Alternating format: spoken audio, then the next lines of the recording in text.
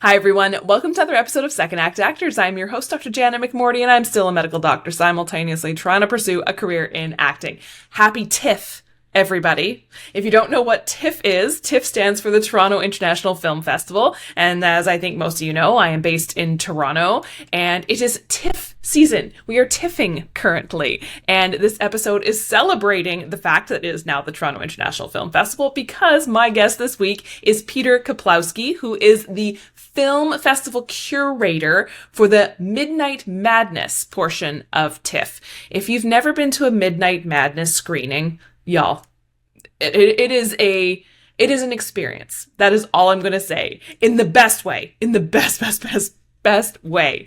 Like I said, Peter is a film festival curator. He is also a producer, and we talk at length about his career as both of these things, him developing his, now my two new favorite words, curatorial voice, and how that impacts his work as a producer, but also his ongoing film festival curation, which is the coolest job ever. Please enjoy Peter Kuplowsky.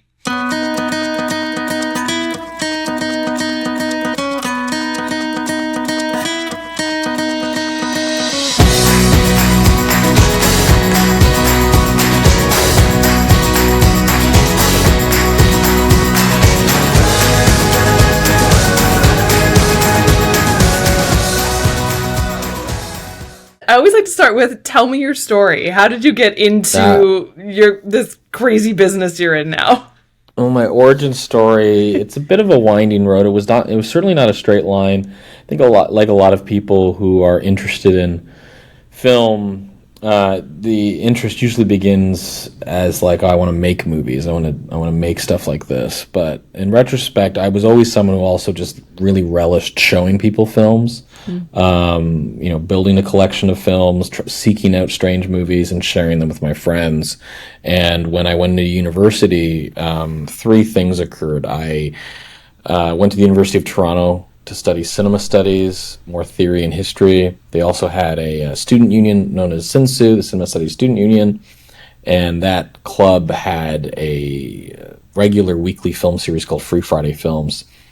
And I started working with that club to select movies every Friday, and it put me in touch with a lot of local distributors and archivists. And at the same time, I also had gotten a job at the Bloor Cinema, now the Hot Doc Cinema.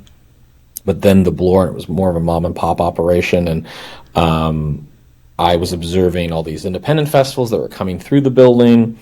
And the third thing that happened is that one of those festivals happened to be Toronto After Dark.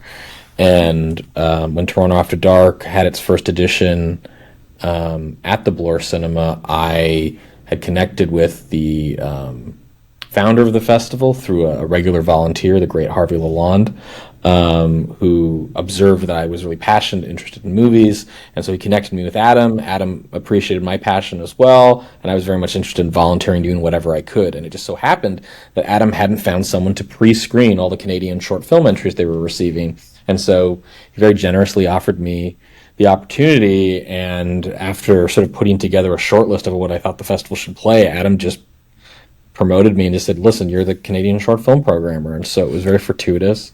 And coupled with working at the Bloor Cinema, where I was also beginning to ask the theater if I could, suggest some titles for us to book, because I was looking at what was playing in Austin and LA and New York, and I was wishing some of those cult movies could come to Toronto. I got involved. And then, through doing screenings at CINSU, renting film prints from Colin Geddes, who did Midnight Madness before me at the Toronto International Festival. That's how I got connected with local people in the film industry, specifically on the film festival side, and how I began to own my curatorial voice. And eventually that led me to the Toronto International Film Festival, which I had become a fan of in college. I considered it very much the state of the union of horror and action and sci-fi and cult cinema, and it was an immense privilege when Colin sort of brought me into the inner circle to be first his assistant, and then eventually for the organization to select me as his successor. And so that's and while that was all happening too, I still had that passion to make movies, and I began to actually live through that dream because I was curating a lot of short films, particularly a lot of Canadian short films. Was meeting young emerging short filmmakers like Stephen Kostansky or Chris Nash, and when they, when I play a film with them, I'd always ask them what's the next movie, and if their answer didn't satisfy me in terms of like when it was going to get made or how it was going to get made, I just got involved. I considered it almost like a form of pre-curation. I wanted to play their future films, so I might as well roll up my sleeves and try to help them realize those films. And so, or very organically, I just found myself accruing producing credits initially just through making connections, and then as it went on for films where I really did get significantly involved, and to the point where I'm very blessed that one of my latest productions, In a Violent Nature, went to Sundance and had a big success, and so I actually feel very comfortable calling myself both a curator and an independent film producer these days. But that's the winding road. A lot of it was simply, following my passions and making opportunities where I could, and also just saying yes to opportunities that presented itself.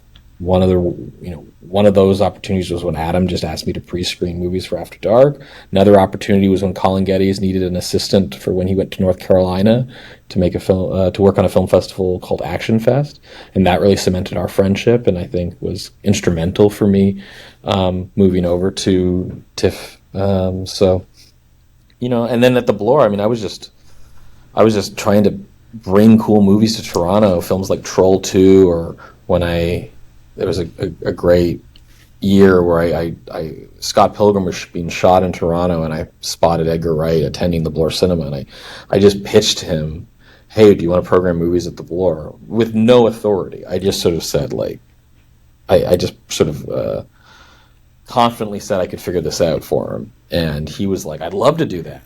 I went back to the owners and said, hey, can we figure this out? And they were, I guess, happy enough with me to put up with me.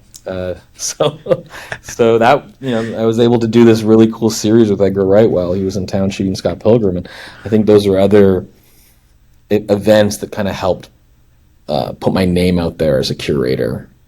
And again, it's demonstrate my film taste. And for anyone who is interested in going into curation, so much of it is about demonstrating your film taste and in some way, and sometimes you just have to do that on your own. But at a certain point, what you hope happens is that when people are going, I really want to play these kinds of movies, or who could assemble these kinds of films, and then they go, oh wait, isn't there someone in town that does stuff like that? And then they think of you and they reach out to you. It was how Colin got the Midnight Madness job. He had a zine on Asian cinema. So when TIFF was like planning on playing Asian midnight movies, Noah Cowan was like, well, let's get the guy who does the zine, the local zine on Jackie Chan and John Woo films. So Anyway, that was a long answer. No, I love it. I love it. I think it's so funny because I love like your career as a curator. Like I didn't learn that was a career you could have in like careers class in high school. Me neither. Right? Like who did you when you were going into cinema studies, like were you even aware that this was a career path you could go down? My first year of cinema studies was also the first year I went to TIFF for the first time. I had gone to film festivals before. I had attended Fantasia in Montreal and had a really great time, but I didn't actually think of who was selecting these films, or that didn't really enter into it. But I do remember going to Wilson Yip's SPL with Donnie Yen and Sammo Hung at midnight in 2005, seeing Colin on stage, seeing his enthusiasm, him introducing Sammo Hung, me freaking out because I didn't even realize that there were going to be guests in the audience in attendance. And that was definitely a seed planted of like, oh wow, that would be an amazing job to be able to host these filmmakers and present these movies. That would be so much fun. And then I got a taste of it through my work with Toronto After Dark, and through just the weekly film programming that we did at Free Friday Films. In the discussions I would have with my fellow students at University of Toronto, I just really realized, I've been doing this all my life already, and yeah, maybe there is a a career here. And then I made money from it too, because like for instance, Troll 2 was a thing where no one was bringing it to Toronto. I wanted to bring it to Toronto, therefore, and so I just spent the money myself. Told the theater, look, just give me the slot. We'll split the box office. I'll bring in the print. I'll fly the guests in. I'll raise money to do that myself because I'm convinced that this will do well, and it did well. And I made money. And it was the same with the Edgar Wright series, in which I took a portion of that box office. It's what allowed me to travel to other film festivals. And so I found a way to monetize my passion for sharing films. That's awesome. Again, it's one of those things where you never really know until you're kind of in it going, oh, this isn't just a hobby anymore. It's, my career. It's my job. Yeah. And it fortuitously led to producing and making films, which is something that I always was interested in. Mm-hmm. I love the term curatorial voice. Tell me about how that has come about for you and how you've noticed, has it evolved? Have you always had, ooh, I like this? How has that changed for you, or if at all? I remember early on in my career, apparently because of the Troll 2 screening, which I feel was the first big public screening I had done, that was actually apparently Colin's nickname for me, was Troll 2, because... And so I had a reputation for being kind of like the guy who really likes the so bad they're good camp movies. Another thing I was doing early too was I was really interested in video games, and a lot of my writing in university was about the intersection of gaming and film. And so I found myself attracted to films that employed a lot of new media storytelling, I wrote a paper on Crank, and I think some of my programming sometimes reflects an interest in gaming and video game grammar and film and what have you. I mean, I had at the time too a big interest in Hong Kong cinema and Asian cinema, and so a lot of my programming at Toronto After Dark, and particularly, was often skewed towards ensuring that the festival had great Asian cinema movies. I've long been a fan of the martial art genre, and I sometimes don't limit it to just martial art films, but I think any film with choreography. I actually have a dance background. I was a dancer throughout my teenage years as part of a Ukrainian folk dance academy, and so I love dancing, and I think any movie with choreography, whether it's a musical or an action film, I immediately sort of gravitate towards that. Certainly, I think my curatorial voice has evolved over time, and it just what also happens too is you get a platform like TIFF. It can, you're not only programming for yourself, but there's a responsibility for a platform of that size. You're programming for what the audience hopes to see. You're programming for what the industry hopes to see. You're not only thinking about this year, but you're thinking about forging relationships that will continue into future editions of this festival, and so those become factors as well.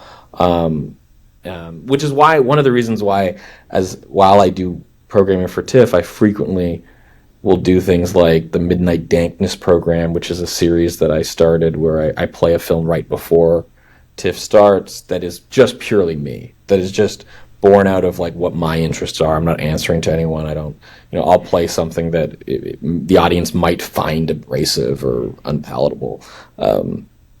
So I do find outlets for that. But I really do try to cultivate a program that I think is constantly redefining itself. And I think in the context of midnight cinema, I consider midnight movies to be an ever changing thing. I mean, I think what was radical in the 70s is not anymore, and so there's certain.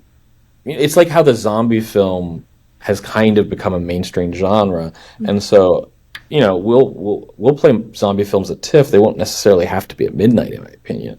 I feel like in the midnight context, I'm always just trying to find something that I think is moving the needle, feels provocative, or feels like it's bringing the audience a different perspective. Maybe it's a familiar story, but maybe it's a unique cultural perspective, or it's the players on screen are are unique in terms of who they represent and where they come from.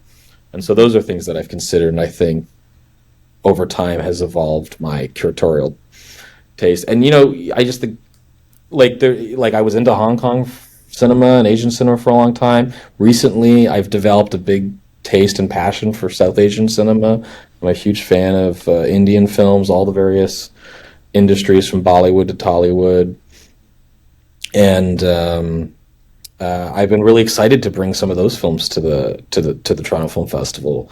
I actually was the first Midnight Madness programmer at TIFF to bring an Indian film to Midnight, and I've been excited to discover other national cinemas. And I think over time, as I go deeper into some of these national cinemas, that may change what I'm interested in.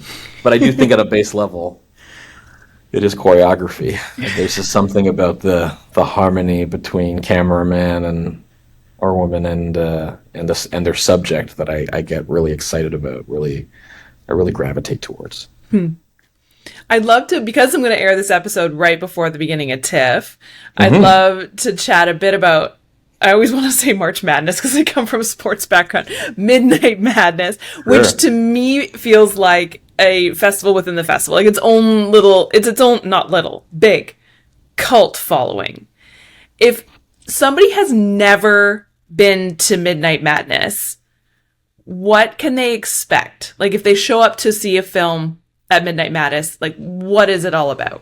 I mean, the go-to comparison, as we often describe Midnight Madness, is akin to attending like a rock concert. The typical pomp and circumstance and decorum of a sort of what people expect from a film festival kind of goes out the window a little bit. We certainly still have a red carpet. We'll have celebrities on stage for the occasional screening, but it's almost less about what's on screen and more about who's in the seats, because I have found too that like even if we don't have like a star-studded cast at Midnight, it doesn't matter. The audience is there for the audience.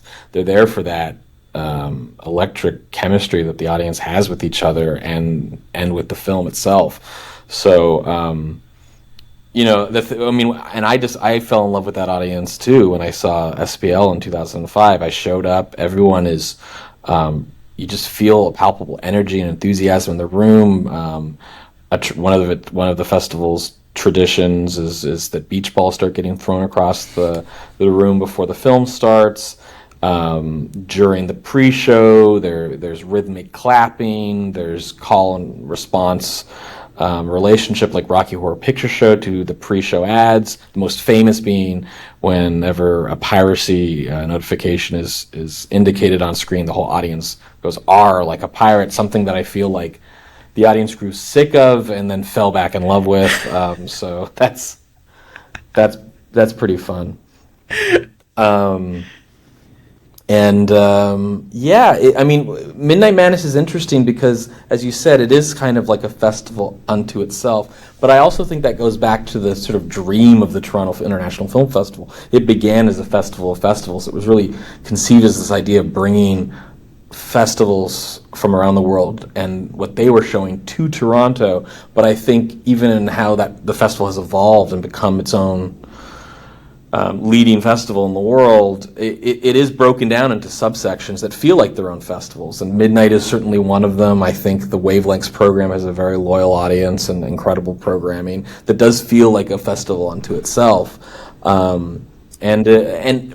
one of the reasons why Midnight Madness was even first created by TIFF was to be a gateway to the rest of the festival, because they wanted to bring a younger audience in, and so they wanted a section that would appeal to alternative culture, that would be a little rock and roll, a little bit more transgressive. In fact, the section initially was not just genre films, but it was a lot of music docs as well to kind of capitalize on the music scene in Toronto, and it worked because and it worked for me. The first films I saw at TIFF were Midnight Madness movies, but you're waiting in line and someone tells you about another film that's in another section, and then you go, you know what, I'm going to go see that tomorrow. And then you suddenly find that you're now attending all the sections and you're addicted for life.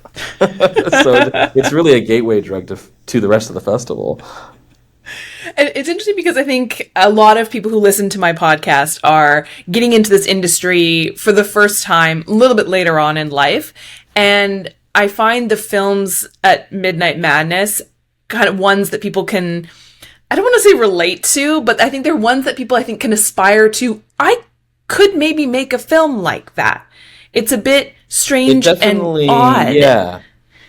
It definitely runs the gamut. We definitely have like produced, polished pieces of commercial cinema, commercial genre cinema in the section. And, typically every year there's like one or two films that might be represented by a major studio, and has like a star-studded cast. But it goes from films that are that large and impressive and maybe intimidating to ever think that, an independent filmmaker could mount something like that, to films that, I think feel very accessible and very, very grounded and very, maybe not grounded is the wrong term, but very, but we like, there's no pretension that everything has to look expensive and adhere to conventions of aesthetics or taste. So we have films that, cost a few $100s. We have films that are really the pure, undistilled vision of an artist. I mean, recent examples in my tenure include my favorite screening that I've ever done at the festival, which is Isaac Debuana's Crazy World, which was a film that was literally written, directed, and produced and starring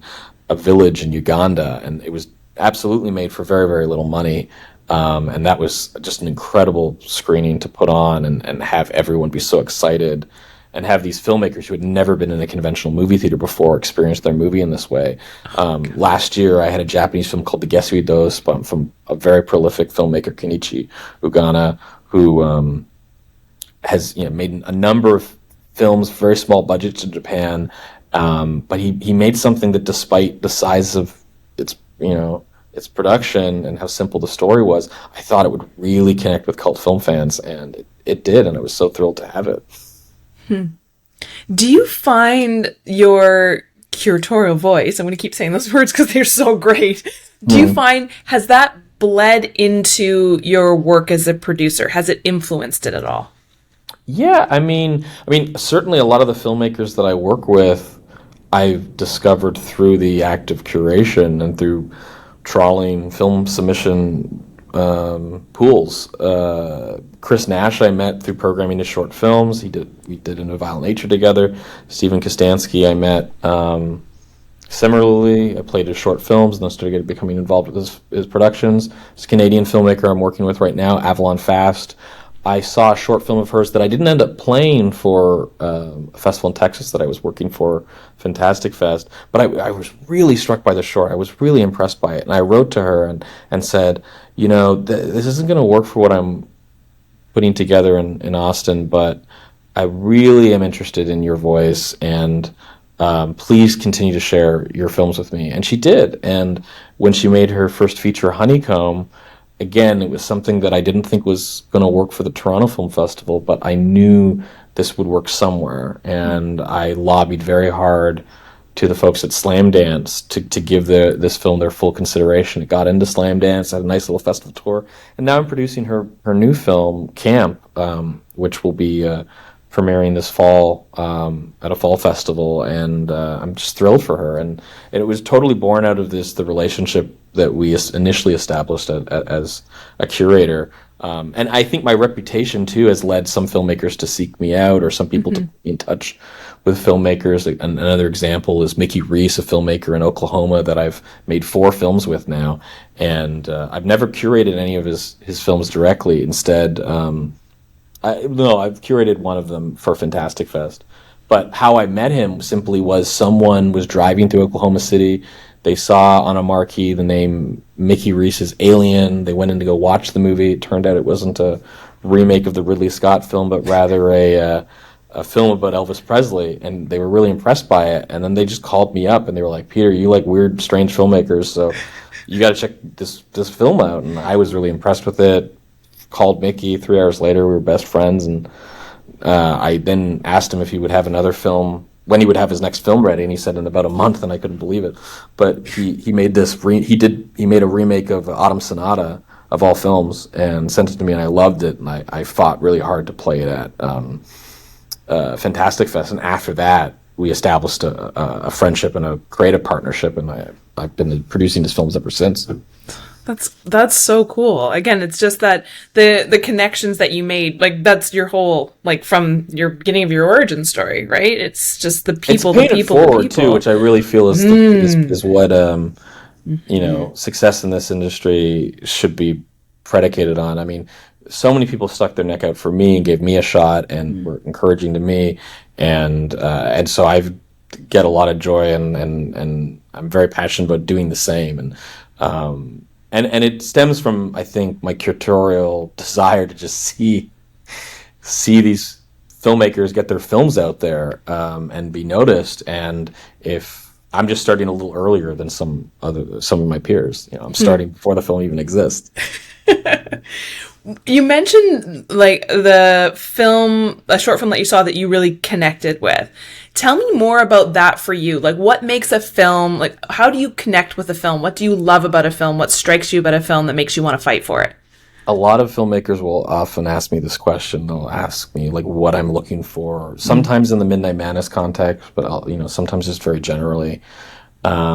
It's difficult to pin down what exactly it is. I sometimes glibly say I'm looking for interesting decisions. And as someone who watches a lot of movies, and every festival cycle I'm watching anywhere from 300 to 400 films in a pretty short period of time, usually 4 months, I see a lot, and I'm used to a lot of types of stories and archetypes and tropes and frankly a lot of ordinary decisions, a lot of conventional decisions. And part of this is, so I look for the interesting ones, and part of that is motivated because I'm curating a midnight section, which I think inherently is just interested in the eccentric and the esoteric. But generally, that is what I'm attracted to. I like not knowing where a story is going to go, or at the very least, I like a filmmaker exerting, or any author in any medium, exerting a degree of confidence in how they're telling their story. Mm-hmm. And I don't think interesting decisions happen without confidence for the most part. Like, I think it's why I like bad movies, because bad movies are some of the most confident films ever. And it's why they're full of decisions you've never encountered before. And I find that always fascinating to see, and sometimes hilarious. It's interesting. There are times, both in short films and feature films, where I know I'm in the hands of a confident filmmaker within minutes, seconds even. I joke sometimes that I can tell from the font, because the font is an aesthetic decision. I literally heard that yesterday. Yeah. A mutual friend of ours said the same thing. Yeah, that's hilarious. Yeah, I mean, I just think font is an aesthetic decision, and if the decision is, they just went with the Times New Roman, I guess. Okay, nothing against Times New Roman, but like if it just feels like it was not purposeful and it was arbitrary, that immediately puts the film on the back foot for me. It has to win me over by doing something that surprises me or delights me in a way that I wasn't expecting.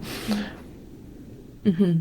It can be as simple as starting a movie with like a slow zoom in on someone staring at something, and then clicking, doing a reverse shot and seeing what they're looking at, being like kind of startled by whatever relationship is established. There was a film recently that I saw.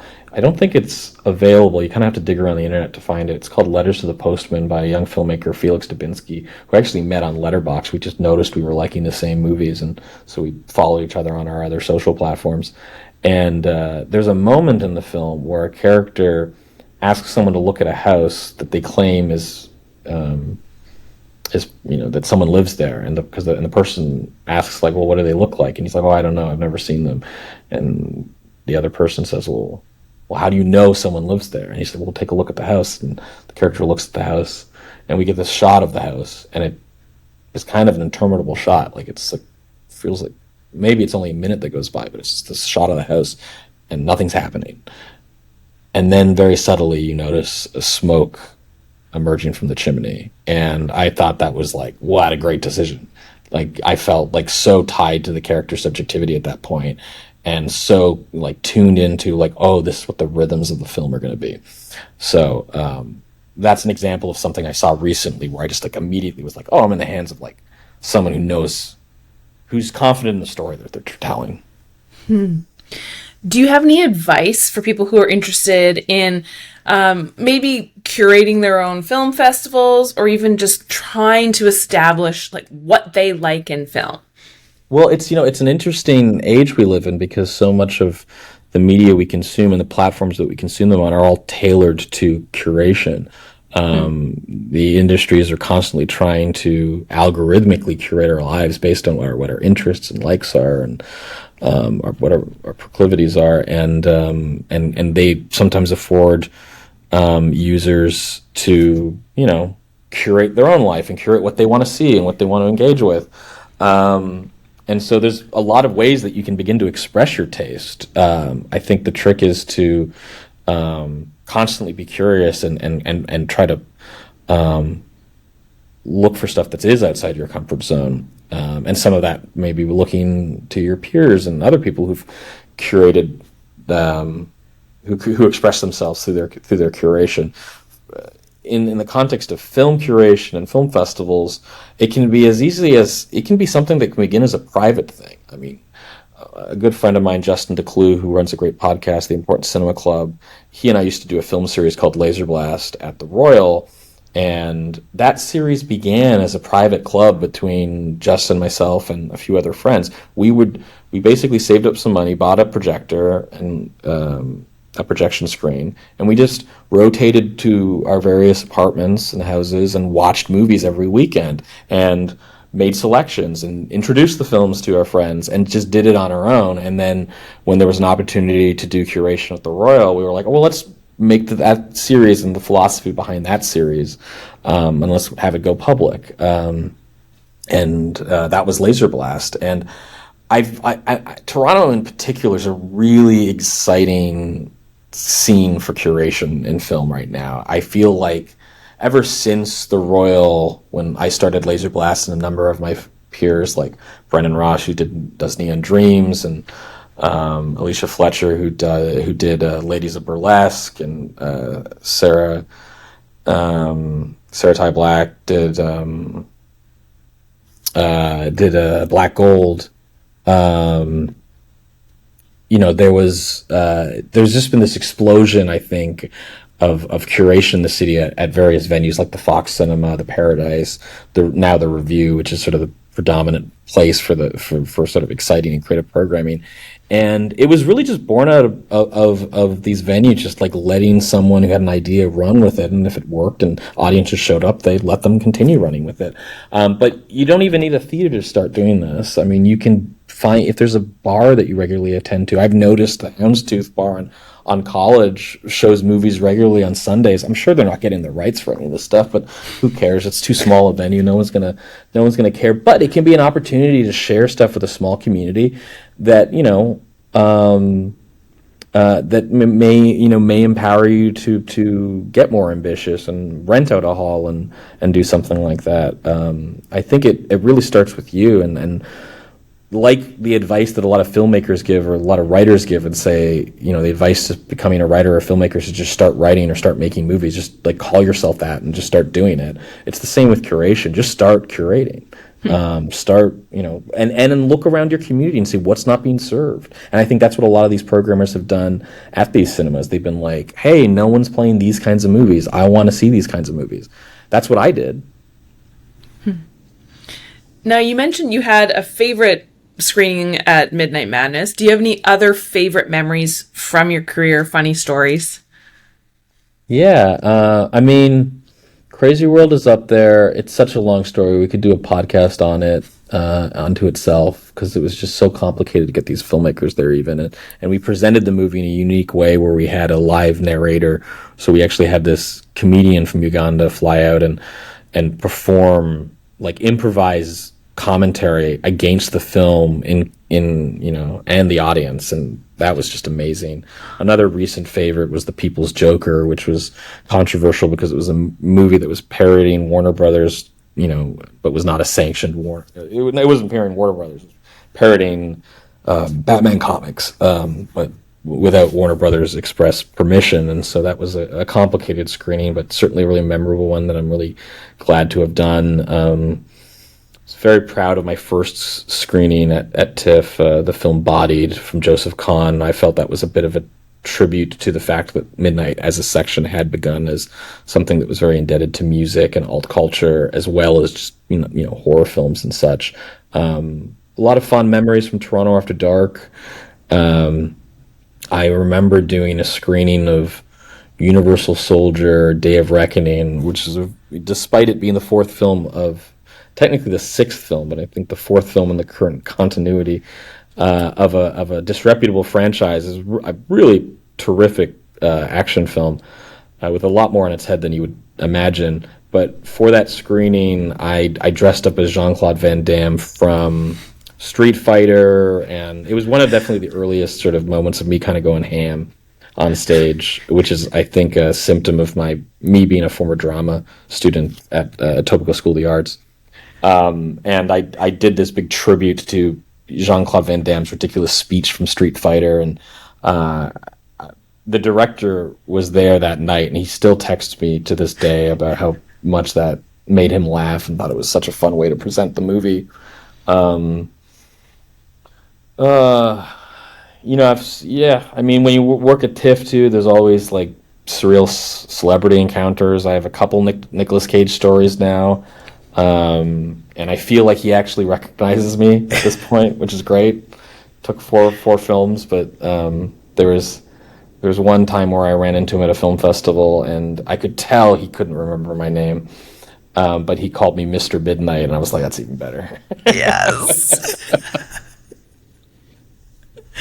Yeah, what would he you can forget my name. I mean, that's a superhero name for sure. What would your parents, loved ones, guardians, how would they describe at a potluck what you do for a living? Oh, I mean, it is kind of what you would expect, just like he watches movies for a living. Yeah. I mean, and it's funny too because the Midnight section in particular and programming for Toronto After Dark, so many of these movies are horror films. But yeah, certainly my mom will sometimes is a little like perturbed about like just how much I'm exposing myself to pretty unsettling and unsavory material. But no, they're very proud of me. And my work has taken me around the world to various film festivals in a way I don't think I expected. And I think they wish I would stay in one place a little more than I do. But that's what any loving parent is going to feel. But no, I have a great relationship with them, and yeah. I mean, it is watching movies for a living, and that sounds amazing until you really appreciate that it's watching movies for a living, and there's no mention of the quality of these films. It can be a very tedious process. It honestly sometimes sours my enjoyment of movies as just a hobby or a pastime, because I'm sometimes thinking about them in the context of will this work at a film festival, not necessarily always appreciating them on their own terms. And the burnout exists. When you're watching so many movie after movie, you can sometimes wonder, maybe it's not the movie's fault, maybe it's my fault. I'm just jaded. I'm not seeing anything that's like inspiring me or firing off the neurons in my head. So, but I have found that it takes one great movie to suddenly snap you back in, at least for me. But it can be very tedious, and I do find, especially after I lock my program, that I do need to kind of take a bit of a break. And certainly after the festival, I try to stay away from screens for a little bit of time and read more and or listen to music or go to concerts because or see theater or something like that, just because I think my exposure to film is a bit intense. And I know friends that have sometimes sat on a film jury and had to watch like 12 or 15 movies in a weekend, and they've then reached out to me going like, oh, I can't do what you do. like there's a stamina and a patience that is involved in watching film after film after film and being able to be critical, write about them, articulate why it's working, why it's not. Oftentimes we have to answer directly to a filmmaker who, is upset that they didn't get into a festival. And that's a whole part of the process too, is the diplomacy and the tact and kind of navigating those relationships. And sometimes I, turn down a film from a filmmaker that I think is brilliant, and I do want to be able to support them in the future. So I really do try to avoid shutting the door entirely and having it be a fluid conversation, or at least a conversation that maybe identifies where else they might release the movie, because, film festival programs are finite, and we can't play every movie that we see. Yeah. Well, this is a question I ask everyone, and it's kind of funny in the context of when this episode will air, but is there anything you're looking forward to coming up?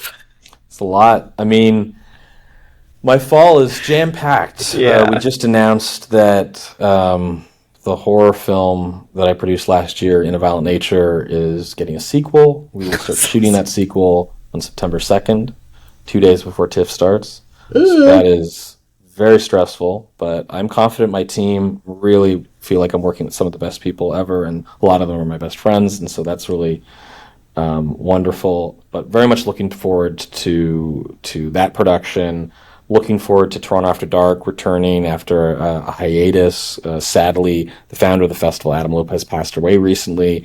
But myself and the team are very committed to ensuring that the festival continues on in his legacy. And so we're working on that right now. And when this episode is out, I believe our passes will be on sale, and we'll be a few weeks away from announcing our schedule. And then, of course, TIFF Midnight Madness. I mean, it's one of my favorite times of the year. I'm so excited about the lineup this year.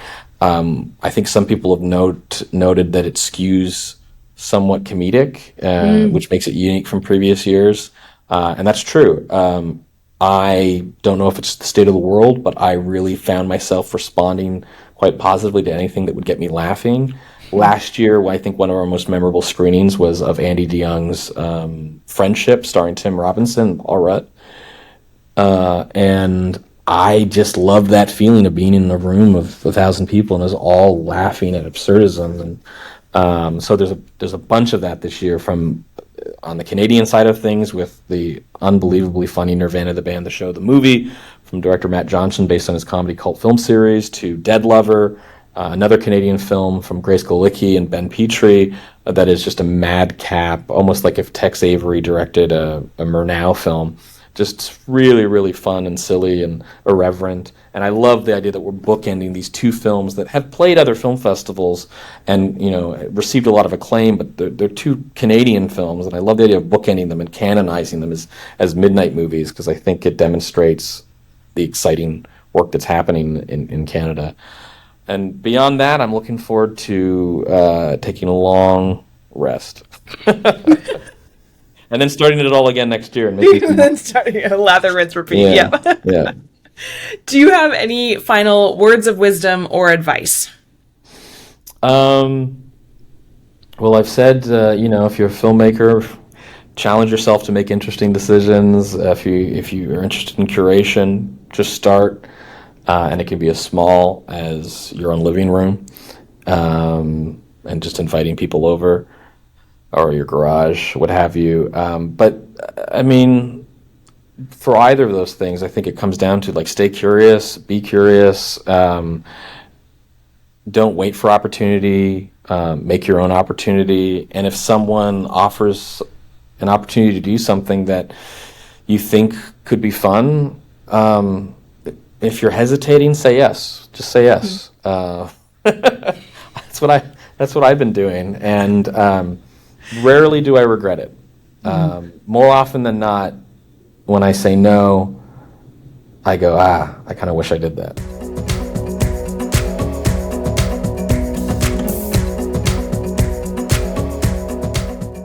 Thank you, everyone, for tuning in, and thank you, Peter, for being my guest this week. Thank you so much for taking the time out of your very busy schedule, especially this time of year. Like I said, 'tis TIFF season, y'all. So he is in the thick of it. I so appreciate you taking the time to chat about movies. As you just saw or listened, his enthusiasm for film and for cinema just bursts out of the screen or bursts out of the microphone. I don't know.